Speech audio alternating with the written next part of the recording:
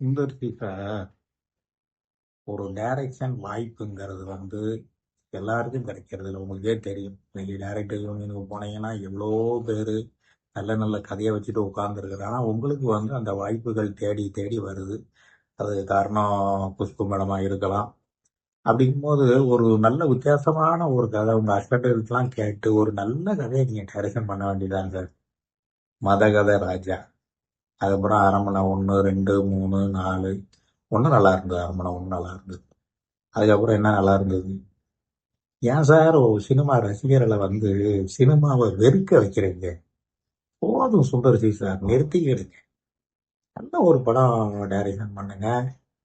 Production technician லைன்ல போங்க sir. உங்களுக்கு எல்லாம் தெரியுமே. சீரியல் அப்படி போங்க. உங்க வீட்டம்மா வச்சு ஹீரோனியா வச்சு எடுங்க. தயவு செய்து சுந்தர்சி சார், டைரக்ஷன் இதோட நிப்பாட்டிக்கிடுங்க.